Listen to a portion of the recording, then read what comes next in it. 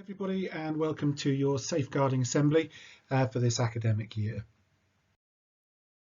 So we need to remind ourselves first of all, what are we talking about with regard to safety? Well, as you all know, it is one of our school rules: be safe, be ready and be respectful, and arguably the most important one of those. It's crucial for young people like you to develop that understanding of what being safe is and what that means, and we'll explore that a bit today.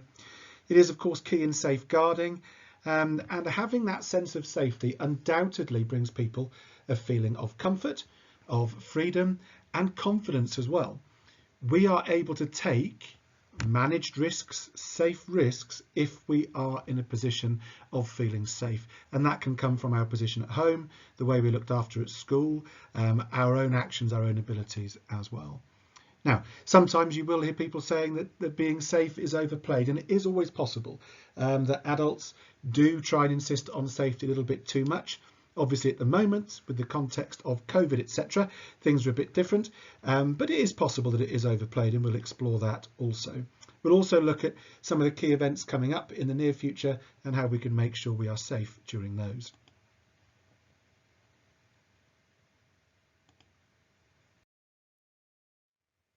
So in terms of safeguarding, first of all, as you know, as we've reminded you on several occasions, safeguarding and child protection are right up there as two of the most important elements of us taking care of you at school.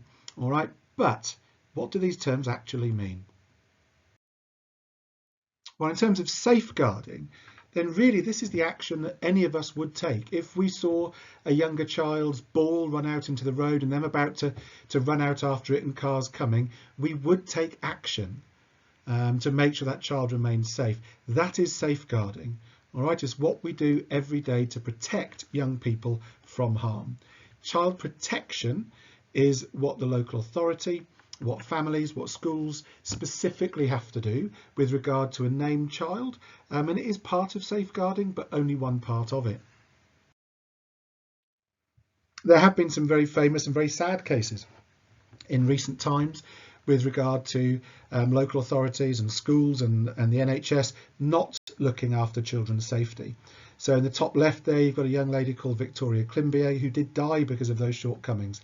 Baby Peter as well was a toddler who was very mistreated by his family. And there are situations like those two where young children have lost their lives because people haven't done what they should do to look after those children. That includes families, it includes organisations such as schools, local authorities, health services, the FA in some cases as well. And there's a real issue around this at the moment. There will be some people who find home life very difficult and perhaps don't get the care that many of us are used to. And we have to be aware of that, and we have to be able to step in to try and support those people if we can. And if you do know someone like that, let us know, see if we can help.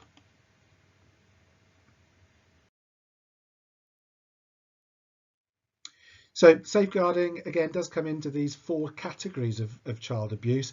Physical abuse, so sometimes children are literally physically abused by maybe being hit either with fists or kicked or with something. This is the kind of thing that would leave bruises, broken bones, burns, that kind of thing.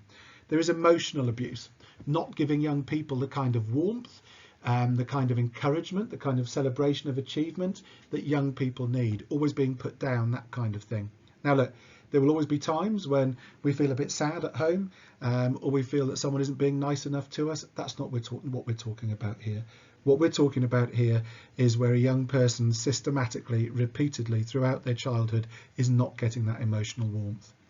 There is also neglect. So unfortunately, some young people do not get looked after, do not get meals, clothes, warmth, shelter, clean sheets on their bed, this kind of thing.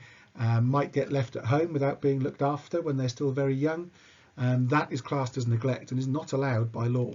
And finally, you do have sexual abuse, which can include sexual acts, but it can also include grooming young people. It can include exposing young people to sexual images. And it is worth remembering that no child under the age of 16 is by law capable of consenting, giving their position to be involved in such an act. So whenever a child is involved in a thing like that, it is a form of sexual abuse by the adult that is involved in doing it. That also includes sexting and holding indecent images of other young people on a phone or a device.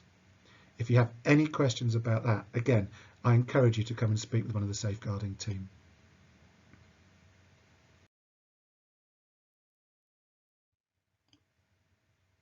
So safeguarding includes lots and lots of different things.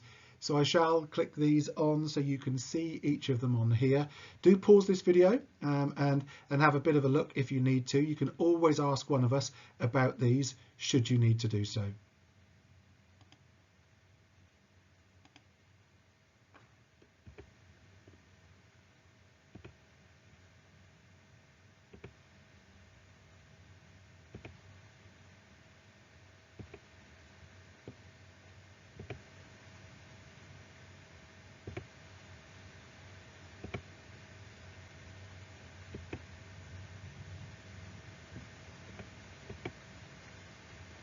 CME there is a child missing education, meaning that we have to be aware of children who are not in school and the reasons for that.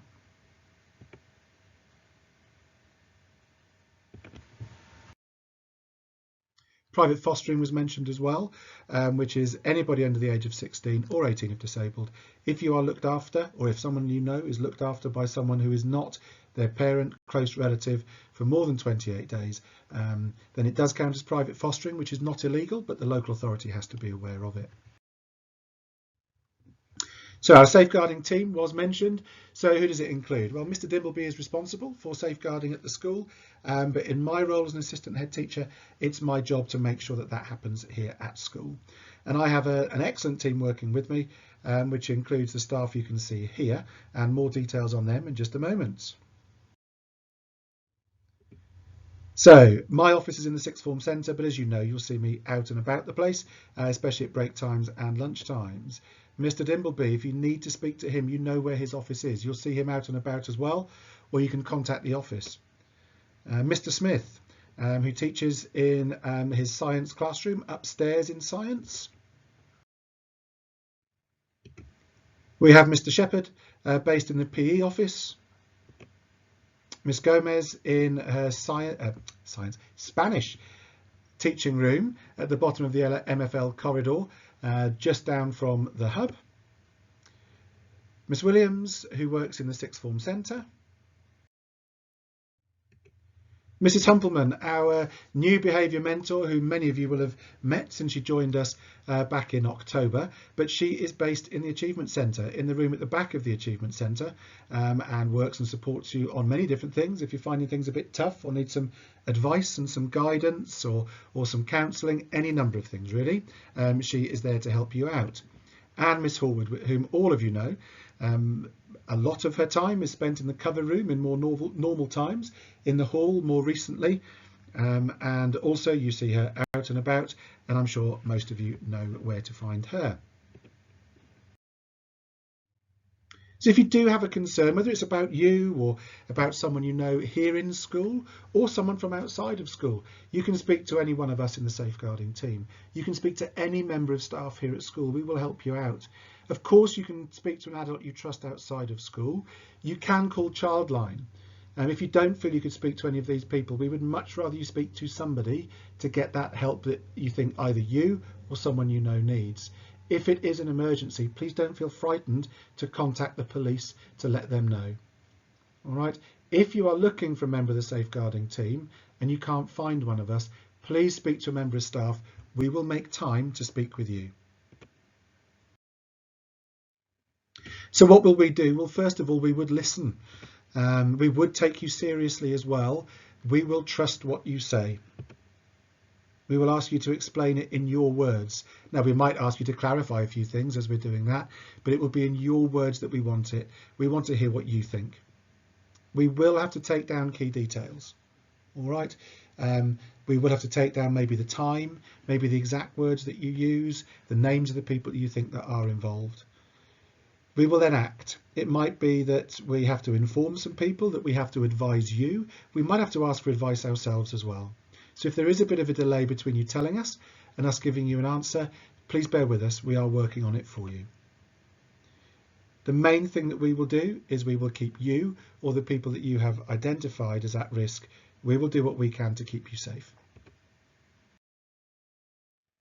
So what will we not do? Well, we cannot guarantee confidentiality. We cannot and will not ever promise you that we won't tell anybody else about it. If someone is at risk, including you, our first job is to make sure that you are safe. So that might involve telling somebody about it. But we will try and protect your confidentiality where it's possible and it does not put you or someone else at further risk. Also, we will not ignore you. As I said on the previous bit of this video, we will always listen. We will do what we can to help you out. So what should you report? Things about your own safety, concerns about brothers, sisters, friends, concerns that the actions of others might be putting young people at risk of harm, whether that's somebody in your local community, whether it's somebody you know, whether it's someone that you work with, you volunteer with. If you think it's putting people at risk, please let us know. So what now, having heard all of this? For most of you, it will be right. You're aware of where people are, you're aware of who's involved in the team, you are aware of what we do, but there's nothing of concern to you. For some of you, you might want to speak with one of us. Please, please, please do. We know you're not on site at the moment, and most of us are not on site. You can send us a message, you can get in touch with us, or you can speak to one of those other trusted adults. Please do. So let's think about this sense of safety though. Safety can sometimes come across as boring.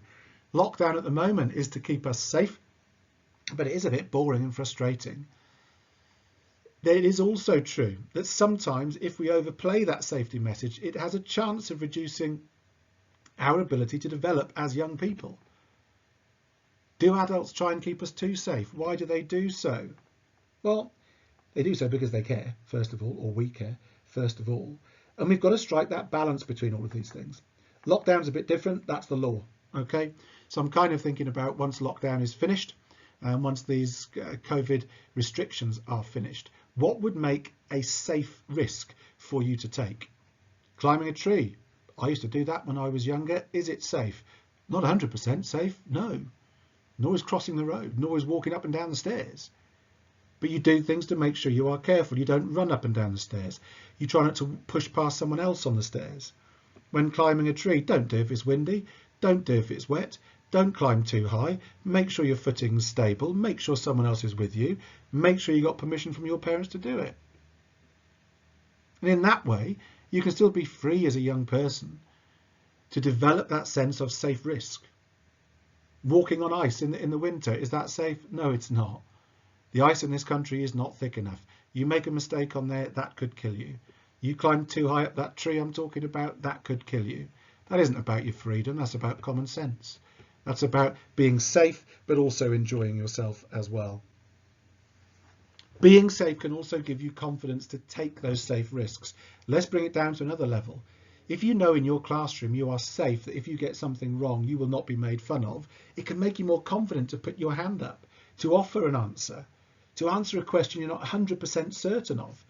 So having that sense of safety and that foundation of support in school, at home, from your friends, can give you that confidence to take those safe risks. So what have we got coming up? Well, lockdown is continuing. If you are struggling, please speak to someone. It is Children's Mental Health Week this week, so this is a perfect opportunity for you to ask for help if you need to. When lockdown ends, hey, we're all looking forward to that. And we need to be getting out at that point and meeting up with family, meeting up with friends. I can't wait. But let's not go too crazy. All right, let's bear in mind what we knew was safe a year ago before all of this started. Let's try and put in place our learning from our years so far to make sure that we get things right and don't put ourselves or others at risk. It's also still winter, so bear in mind those icy lakes, those icy rivers. If you see one of your mates doing it, don't do it. Encourage them to stop, keep them safe, keep yourself safe. So you need to assess that risk, whether it's consciously, subconsciously. Does the benefit outweigh the cost? Is that potential cost too great? That risk of injury, that risk of harm? Is it worth doing? Does it actually matter? If someone's threatened you, is it worth turning up because they say they're going to beat you up? No, it's not. Speak to someone else to get some help, get some support. Speak to one of us as adults in your life to ask for that bit of help.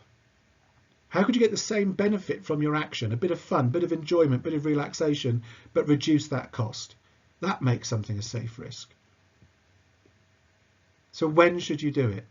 Well, in sport, you could look for that dodgy through ball. In a game of football, is it worth it? Is it all square with just a minute to go? It might be worth that risk. However, if you're winning by a goal with a minute to go, perhaps it's not.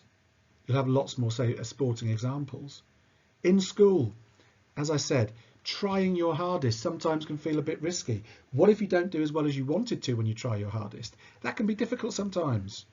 Put your hand up, have a go. You might learn a lot from it. In life, doing those things that are fun, having those difficult conversations sometimes with people, in a personal relationship. It can be difficult, and there is a risk if you are honest with people on that front that they will not like what you say. Weigh up that risk. Thank you for listening. If you have any questions at all, please get in touch with an adult that you trust. Take care, everybody.